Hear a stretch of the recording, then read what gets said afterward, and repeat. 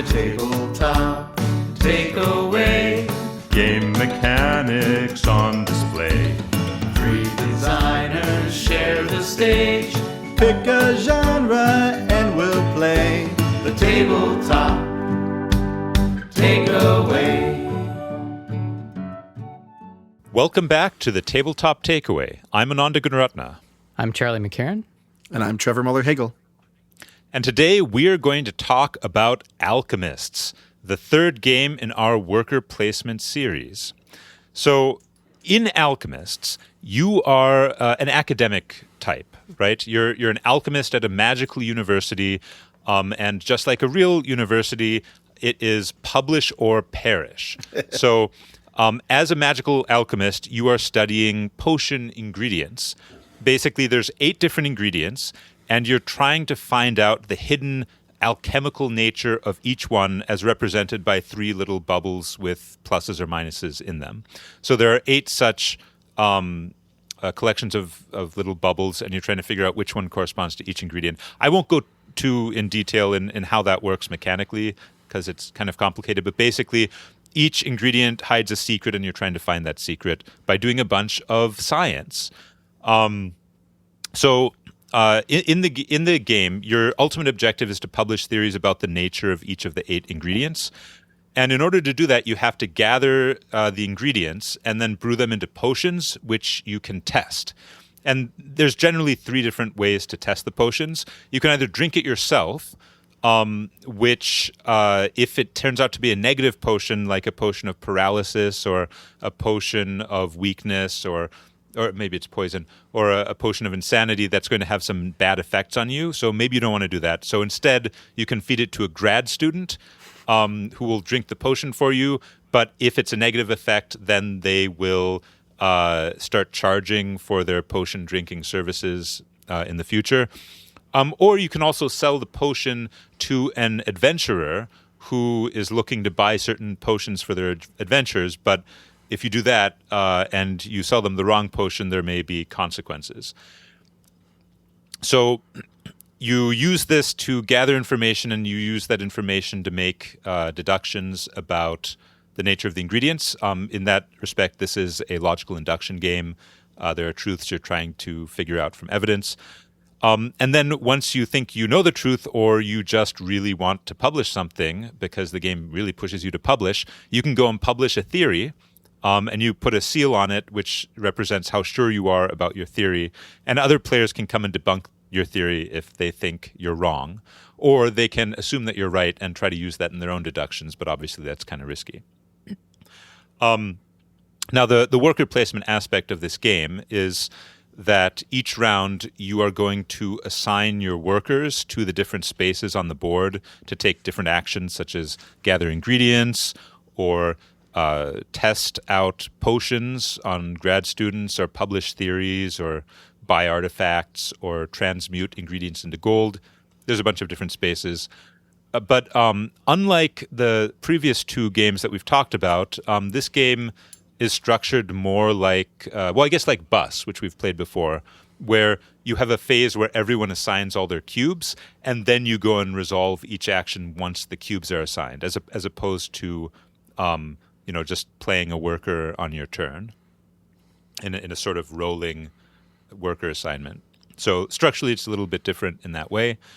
We can talk more about the details as they come up, but that is basically Alchemists. You get to be a professor, you get to do science, you get to publish theories which may or may not be correct, and Yeah, it's fun. It's hard to wrap your head around a little bit of the induction, deduction, but The thinking. But I thought it was kind of fun how we are learning all this stuff together, even though we're competing. And every piece that we unlock, like, so say someone debunks something, then, that's a piece of information for everybody. I liked how that worked. Yeah, I really enjoyed the kind of push and pull of the turn order system, and how, like, if you chose to go in the bottom, you'd get the best benefits, but then you'd be and then you'd be the first person to place everything, but then the highest person in the turn order actually gets to see where everyone else placed first, Yeah. and then choose kind of who they go over and can. Then, Yeah. To elaborate a little bit, there's it's a wild system. There's a turn order track, and at the beginning of the round, you place a token somewhere on the track, and some of the spaces have different rewards. And basically, the further down you go on the track, the better the rewards are. So you can go first and get fewer rewards, or go later and get more rewards.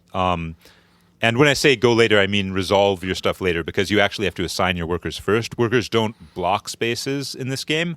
Instead, they're in many of the actions, going earlier before your opponent is very beneficial. So players who are later on the turn order have two disadvantages. One, everyone else knows where they're going. And two, if somebody else goes to the same space, that player will go before them. So would you say that the turn order track is also kind of worker placement?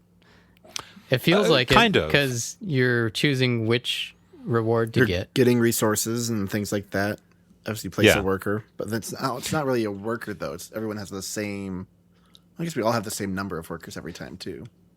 Yeah, I've seen this style of turn order track in some other games, like The Wizard Always Wins. I mean, there's something a little bit Viticulture has it too. Yeah, and there's something a little bit like it in King Domino. I think actually,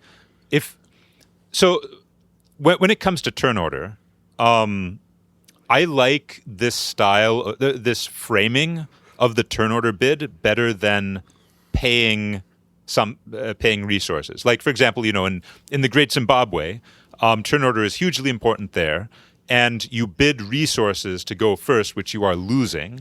In this game, turn order is very important, and you are kind of bidding to go first because you've got the opportunity cost of not getting better rewards, but it's framed as you getting something as opposed to you paying for the privilege of going first, which I think makes it easier for players to understand. Because otherwise it's like, well, I don't understand how good going first is, so I just shouldn't bid anything, right? Yeah. Yeah, absolutely. It's really interesting, like, being able to also kind of control it every round. You don't have to worry about having those resources like you're saying, and like, how will that affect me in the future?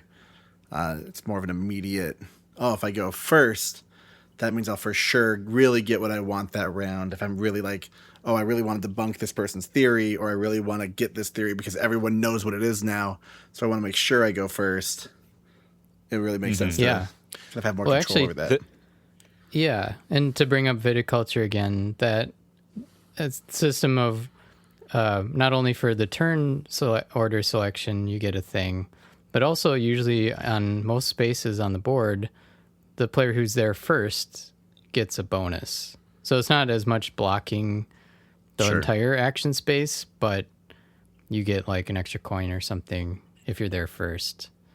So I think probably a lot of games do that, but like you're saying, Ananda, it's guiding players in like, okay, I know this would be good immediately because I get this small bonus, even if I don't quite understand what the action does yet.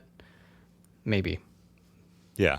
I also like that it makes sure that going first is quite valuable for multiple reasons, right? Like the way that it inverts the order of placement sort of reinforces the value of going first. This is, I think about this mostly with splatter games because splatter games also make a big deal about going first. It's like, I don't know, I think about it as like the splatter principle, right?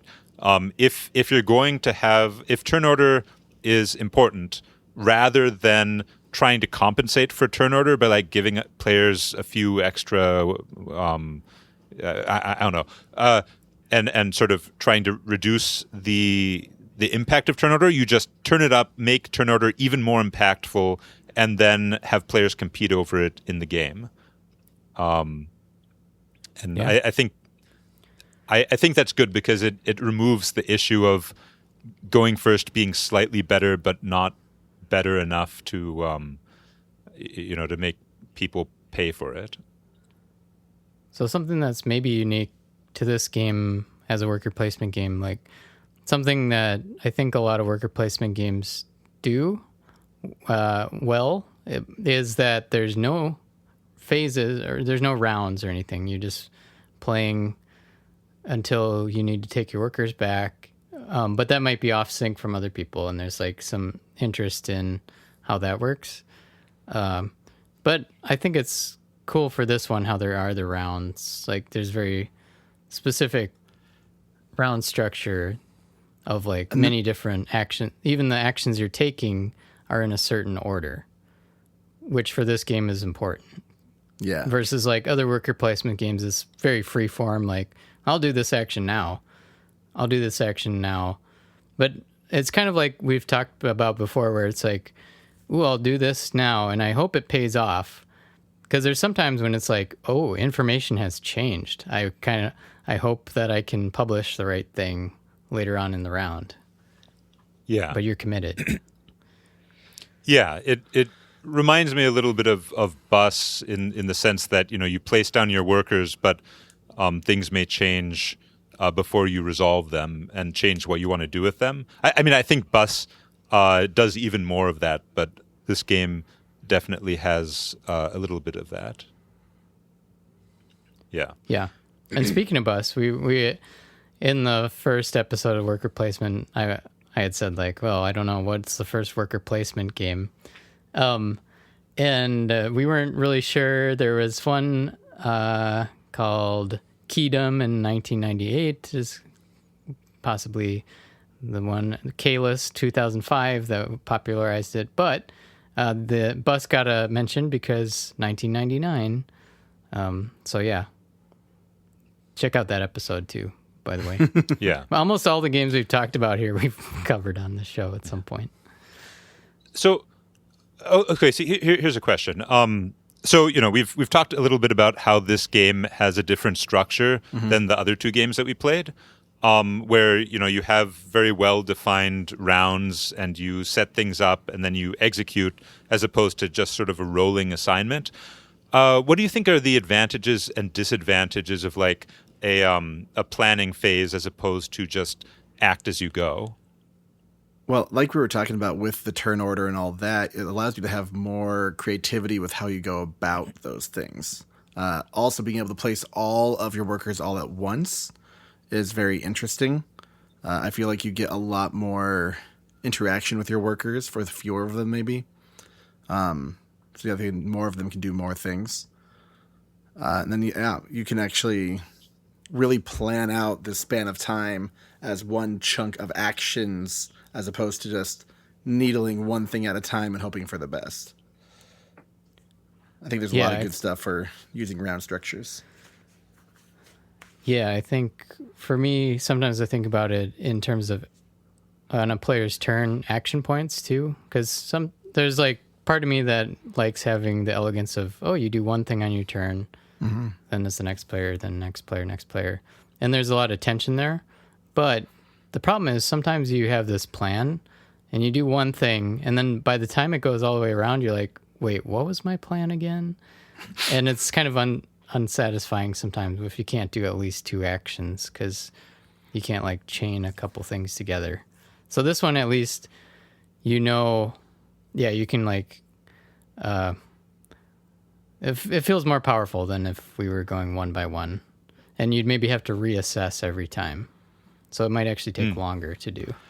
Well, right. Yeah. You can set up everything you want to do in the round, and then even if things change in the meantime, you still kind of need to stick with your plan because your workers are already placed. Yeah. You can just go get a snack while people are thinking.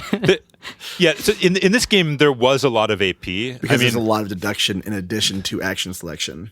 Yeah. Yes. Yeah. Which you can, at any point kind of during the round, you might get some more information. But it's cool, though, I think. And I think it's kind of nice because, yes, there is a lot of AP, but when other people are trying to figure out what they want to do, you can use that time to try to make deductions on your sheet about what things are what the alchemicals could be. So Yeah. it's not all bad, but there is a lot of AP in this game. There's also a weird aspect of bluffing in it, Yeah, which was I thinking didn't really about expect that to Yeah. be in there. Like, oh yeah, this is for sure what I think this alchemical is. And you could have no clue, like Ananda, for at least Yeah. 2 or 3 of them.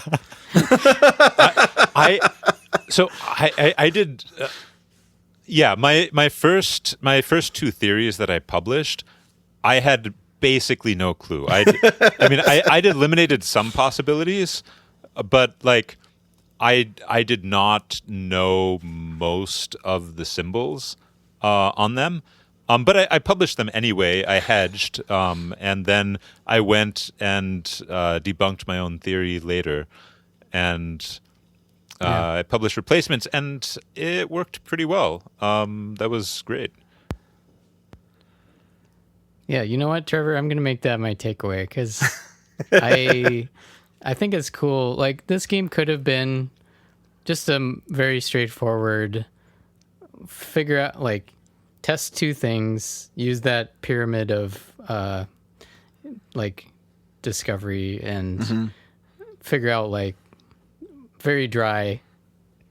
Could have been a shorter game, maybe more approachable, but what I think is cool about it like gets a lot of different game nuances, like bluffing. Like I did not think we were going to be doing a little bit of that, which I assume would make repeat plays even more fun.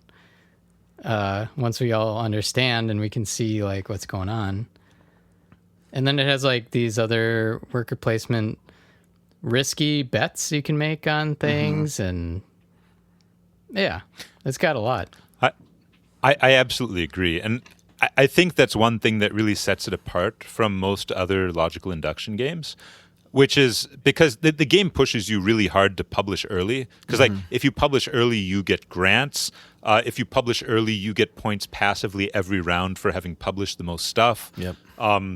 There are conference events that come out periodically where you get punished if you haven't published enough. So it's really pushing that. And it really does make you make a guess before you're certain. And that, that's something I feel like most induction games don't do. Most of them, it's like, okay, you need to solve the thing because if you guess before you've solved the thing, it's going to be bad. And there's going to be some penalty. And there is a penalty in this game, but there's also rewards just for guessing, even if you guess wrong. Yeah. And that is a very unique experience for a logical induction game. Yeah, and the ability to debunk someone is fascinating too, because it's like an attack, but it's more just like, but not a take that attack. I think you just didn't get this right, so let's see what happens. And then you get even more information. Everybody does. Yeah, right. Well, and it's also really cool because the way that we were playing the apprentice variant in the master variant, debunking is slightly more complicated. But when you're debunking, you basically have to say, okay, I think you're wrong about this part of the alchemical. You're not saying anything about the rest of the alchemical. You're just saying I'm debunking you because I think this part of your theory is wrong. And if the player hedged on that part of the theory, they don't lose any points. So, yeah. It's very cool. It's very thematic. I think this game captures academia as a theme extremely well. Like, the pressure to publish, the exploitation of grad students. I was just going to say that. The constant shortage of funds. Testing on yourself and doing cartwheels on the quad. Yeah, I think this might be the most accurate representation of academia I've seen in a game. And it's all about alchemists. Questionable fluids. Yeah. Selling things to people and you don't actually know if it'll work or not. Yeah. Okay, I think my takeaway involves the adventurer system. So there are adventurers who come and who want certain potions, and you can sell potions to them for quite a lot of money compared to the other ways you get money in the game. Like you can earn up to 5 coins depending on your current reputation and the guarantee. So like when you sell a potion, you give a guarantee of its quality. So you say either, this is going to be exactly what you want. You want a potion of strength. This is a potion of strength. Or you can guarantee that, okay, it's probably a potion of strength. It might not be, but it's at the very least something with a positive effect.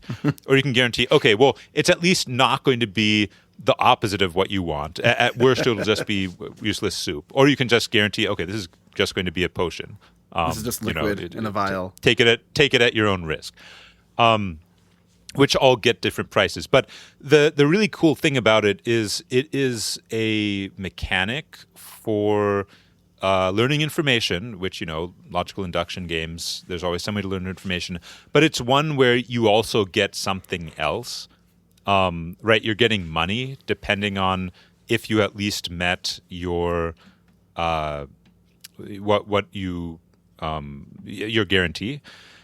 And I think that's really cool because it's the intersection of two different games. You've got the gold, the resources minigame where you want to get gold, and you've also got the deduction game, and it gives you a way to get a bunch of gold while also getting information, but in a way that's riskier than just testing the potion on a student or yourself, or transmuting ingredients into gold. Because you can transmute ingredients into gold, but it's only one ingredient for 1 gold, as opposed to potentially 2 ingredients for 5 gold. Yeah.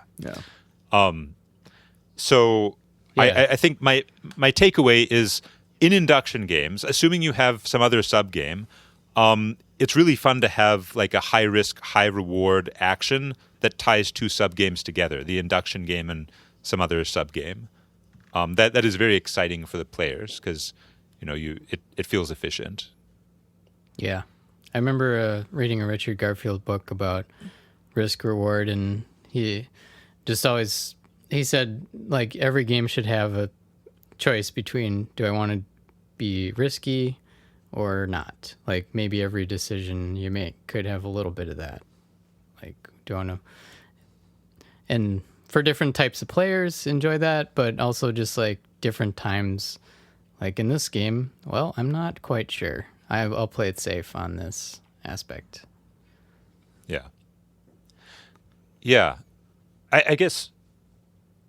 So, okay. So one other aspect of the potion, the various potion identification subgames, which is interesting to me, is at various times I have wanted to make a game involving potions, because since I played NetHack and Dungeon Crawl back in the day, those are roguelikes, and one of the mechanics in those is you pick up potions and they are unidentified, and part of the game is figuring out what they do. I guess more in NetHack than in Dungeon Crawl, but and that seems like a fun challenge, right? Figuring out what things do, and it's hard to model in a board game because basically if you mix the 2 things, then you have to get a potion, and then there has to be something that tells you what the potion does, and you have to track the red bubbly potion does this.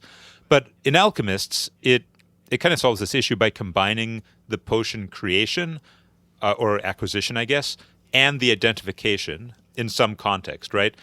In every context where you're creating a potion in this game, you're immediately using it for something, and that's part of the identification process. And then you don't have to track it as a separate card. Right. Yeah. Mm-hmm. And I guess, did you say this, but the way this works is through a phone app. Yes, it uses a phone app. Yeah. Because otherwise, at first I was couldn't remember, was it some Turing machine type logical setup puzzle? But yeah. So just to tie into Ananda's takeaway for myself as well, it's not necessarily just the adventures, though. I really want to pull in the idea that throughout the game, the state changes and you get access to new things over time. And I think it's really good to have some kind of cycle to the game for a worker placement game. New spots open up, new opportunities happen.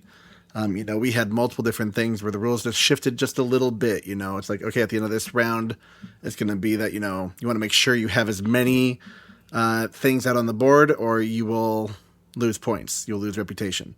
You'll need to endorse. You'll need to actually publish papers, etc. I think that's really cool because it kind of can change your strategy. It's like, oh, I do need to work on that. I don't have anything out there like I did. And it's just really fun to see that kind of shift. And then at the very end, we even had a new like category where you're not drinking them anymore. You're submitting them to this exhibition. And, you know, if you're the first person to do so for multiples of them, then you get extra points. It's just really cool seeing that shift. And like the adventurers you don't start off with either. Those get introduced in the second round. So like just having this kind of evolving state of the board for a worker placement game, I think is really nice. Games like Agricola, like they do have slowly but surely things become unlocked, but it doesn't really feel like a shift of the state. It doesn't feel like a shift of what you're trying to go for. And so I think that's really nice to have. Mm-hmm.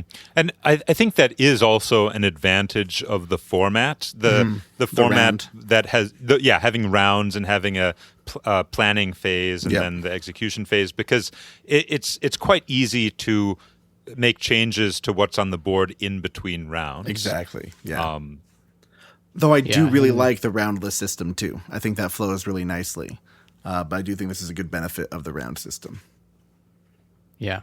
And again, I'm sure I mentioned this in the Architects of the West Kingdom episode too, but the fact that the board tells you, not so much in this game, like there's a lot of hidden rules, whereas Architects of the West Kingdom, you could tell exactly what you got from every spot. But it still makes it more approachable because there's like a picture of a weird looking person on every spot, and you start to get the character of like, okay, right, this is what this region does. Even if I like, there's no words telling you what the action is, but you just kind of look at the picture and can understand somewhat about what's going on. Like, oh, there's that grad student. Okay, boom. Make him drink this. Yeah, like poor the guy. Illustration itself can help. Yeah, the humor is quite good too. Yeah, in this game. All right. Well, I think that wraps it up for Alchemists. And tune in next time for our wrap-up episode on worker placement. Hey, thanks for listening to The Tabletop Takeaway. This podcast is made possible by listeners like you. So please tell your friends and visit our website at thetabletoptakeaway.com, where you can suggest games and mechanics for us to cover next on the show.